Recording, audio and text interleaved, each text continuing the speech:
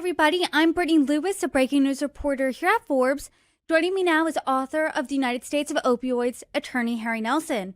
Harry, thank you so much for joining me. Great to be with you, Brittany. Attorney General Pam Bondi had quite the announcement this week. On Thursday, she said that the Justice and State Departments are offering a $50 million reward for information that leads to the arrest of Venezuelan President Nicolás Maduro. In the announcement, Bondi accused him of using foreign terrorist organizations to bring deadly violence and drugs into the United States. So to start off the conversation, what are your thoughts on this announcement? I think it's a really interesting strategic shift in the war on drugs and on the drug cartels and the leaders, the political leaders who drive the drug supply coming into America from our southern border. And in many ways, for me, it kind of mirrors the approach that we took several years ago fighting against groups like Al Qaeda and ISIS in the Middle East.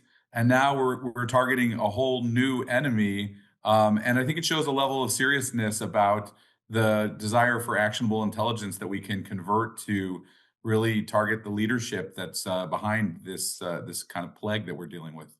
I do want to give a rough timeline here of the journey Maduro's reward went through. He was first indicted back in 2020 during President Trump's first term, and he faced federal charges including narcoterrorism, conspiring to import cocaine into the United States, and corruption.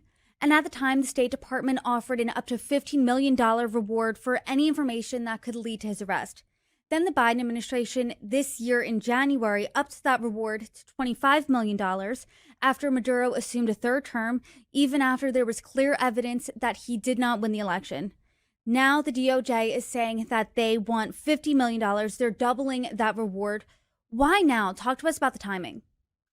I think they're trying to send a message that essentially they're trying to send a message about priorities, and they're really trying to make it clear that that the leadership that is responsible for the flow of drugs through criminal organizations into the United States are a threat to our country on a national security level, in the same way that the terrorist masterminds, where we put similar kinds of bounties on, are. So I think it's really signaling that we're going to use this is a top priority problem, and we're not going to skimp on the resources that we're willing to pay for anybody who can help us to advance that battle.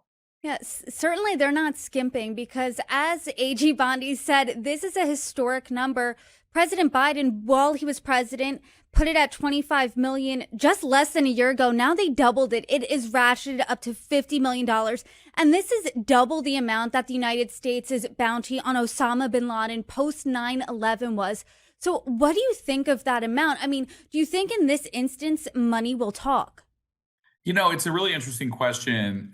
Who's really in a position to have that information and to do anything? So I'm not convinced that necessarily the amount by itself will make the difference. I do think it's sending a message to these people. I think it's sending a message to the countries where they live, and to Central and South America in general. That these people are really enemies of America for the harm that they're causing. So I'm not convinced that it's necessarily going to be enough, that just simply doubling the number from 25 to 50 million is what's going to bring these people down. But I do think it's sending a very powerful message to a lot of people about how seriously we're taking this problem. And I think it's clear based on President Trump's messaging, based on this number, that they are saying we are taking this drug crisis and fentanyl crisis in the United States really seriously. Do you think that this is an effective solution here, offering that amount of money for the information for the arrest of one person? Part of what I wrote about in the United States of Opioids was that when you start looking at the problem, and the numbers are staggering, by the way, over 70,000 people dying of overdose deaths from fentanyl, and the numbers when you add all other drugs, it goes up to over 100,000 a year. So we are losing a massive number of people, but part of the problem is that it's a little bit of a game of whack-a-mole, meaning if you first the drugs were coming in through China. Then when we started to stop that flow, then South America and Central America took over. And I'm not convinced that you can address this problem just by dealing with the cartels and the trafficking from south of the border. But that's not to say it's not part of the solution. It's just we also need to deal with the demand in America and the things that are leading so many people to be reckless and to be falling into addiction and to be the victims, setting themselves up to be the victims of this terrible crisis.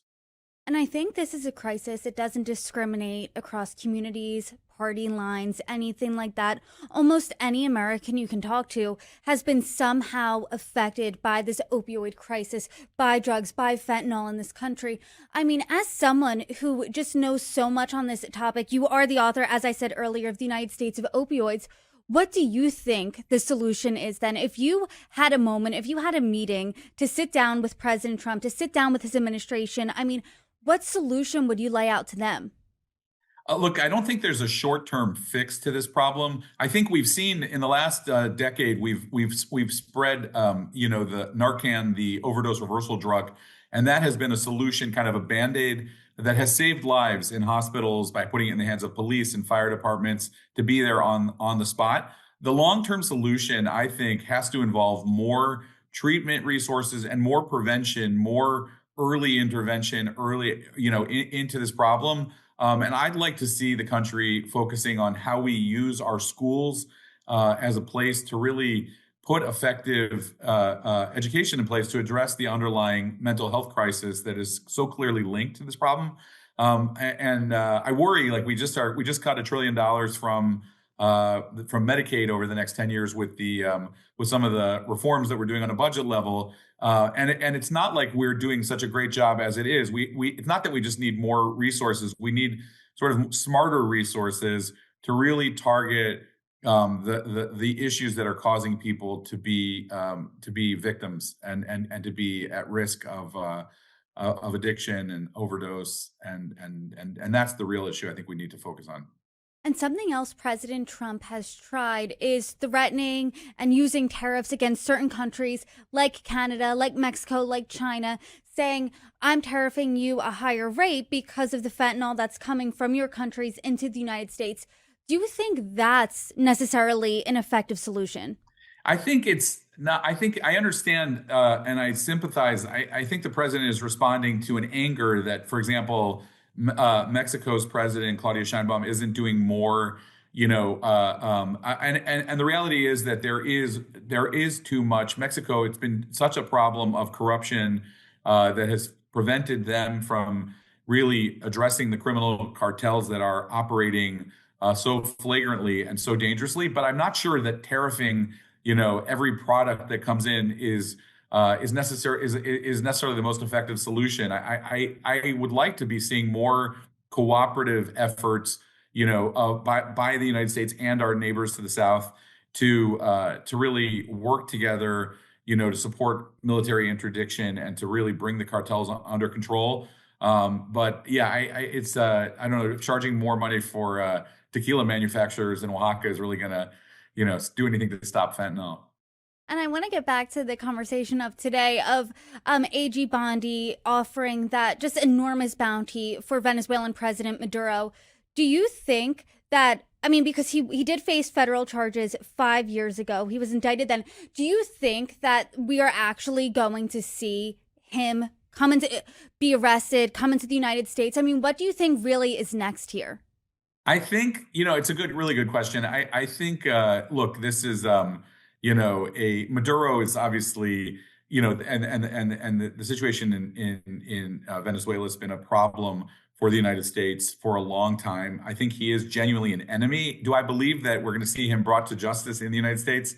No. Do I think that this is a signal to the people of Venezuela where we saw a real opposition? I mean, he is significant part of Venezuela hates him, and there was excitement about the possibility of getting rid of the oppressive government there that would help us on our drug crisis, but would also solve problems for the life of just the everyday life of Venezuelans. So I think this is sending a message that the United States wants to support the end of his regime. And I don't personally, I wouldn't mind if we were able to take such a bold step to bring him to justice, but I'm not sure that that's the immediate outcome. It's going to take more than that to make that happen.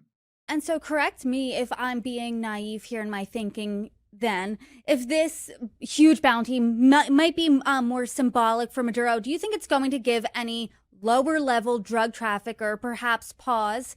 Thinking, the United States is sending a clear message here. They're cracking down on this. Maybe this is something I'm not going to get involved in. Maybe this is something I'm going to stop. I mean, just that phrase and that thinking is sounding naive coming out of my mouth. But what do you think? The opportunities for making a significant amount of money by selling drugs are a lot easier and right in hand, as opposed to rewards for turning in superiors and the threats of retaliation to their families. So I have trouble seeing how people who are actively involved in the drug trade are going to be are going to be tempted to take this. I think it's going to take active military intervention and maybe more tips about where the activity is from people who are outside of the drug trade, and then active military intervention, whether it's U.S. Partnership as we've seen for years now in various countries. But I don't see how people who are actually profiting in the drug trade are going to be tempted by this money or scared of these threats. It just hasn't worked in the past, and I'm not sure it's going to work now. Well, I think we have certainly a lot to look out for, especially because this is a crisis that doesn't seem like it has a solution anytime soon. But I hope you can come back on and talk to me about it, and hopefully there is one. Harry Nelson, thank you so much for joining me. You're welcome back anytime. Thank you. Thanks so much.